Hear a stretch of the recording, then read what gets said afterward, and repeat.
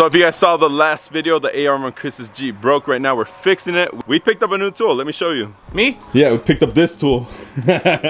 No, we got this right here. Harbor Freight 12-ton press. We got it for $100 on Facebook Marketplace.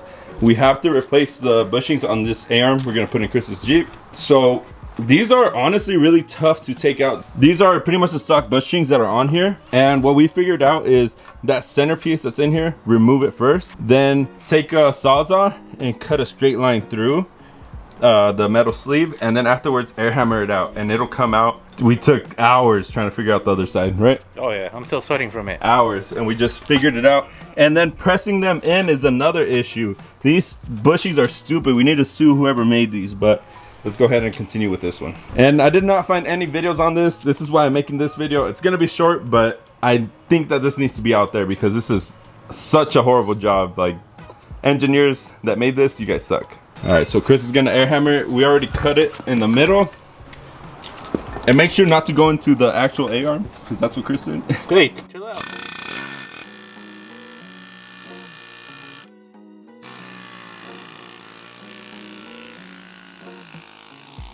That was like 2 minutes. It took us how long the last time? Oh yeah, let's check. It took us like an hour. We started at 7. That's a little tip right there. Cut it down the middle, air hammer it out, you'll be good. Next, installing the bushing. That's a whole nother thing. So let's go ahead and show you how to do it right. So this is the bushing, and you're gonna notice two different ends, a rubber side and then a side that has like a metal piece. That metal piece goes up towards the Jeep. This goes down towards the road on the A-arm. So we sprayed some lubricant just to make this easier. Oh, we have to drop it.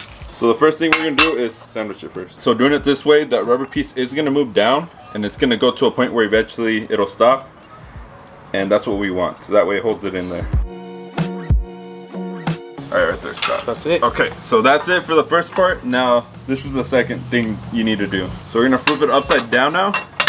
The bottom piece is just gonna go flat. And then on the top, we're gonna put the spacer with a piece from a ball joint set. So this just goes right around the metal and it'll allow for the piece inside to go up it.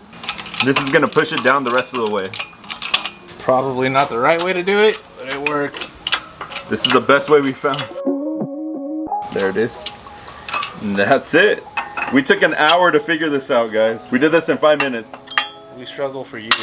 So there it is. It's in there. There it is. I wanted to show you guys this because, like I said, there's no videos on this at all. Once we figured out how to do it, it's pretty simple. It took us an hour to figure it out, but after that, this side took us 5 minutes. So you guys can do this too if you have a press. I wouldn't suggest doing this if you don't have a press. Now, it's already dark. We're just gonna call it a night, but tomorrow we'll come back and install it. That way we can finally test drive it. Oh yeah. Let's go. So that'll be it for the video. Just to recap, you need to remove the sleeve from the inside of the bushing first, and you can use the press to take that out. After that is when you want to cut it with like a saw blade for metal, and we cut it just straight down the line. And try not to cut all the way through because you might hit the A-arm itself. You don't want to do that. After you have like a line cut out, air hammer that line down, it'll crack it open and you'll be able to push out the bushing sleeve, then put it on the press to install it. I did not see any videos online showing this. That's why I made this video, especially if you have the Iron Rock or an aftermarket A-arm on your WJ. It's gonna have like no room for the press. That's why you have to use like the sleeves, push it down backwards. That's the best way that I found to replace them. So I hope it helps you guys out. And come to find out, the A-arm didn't fit on Chris's Jeep.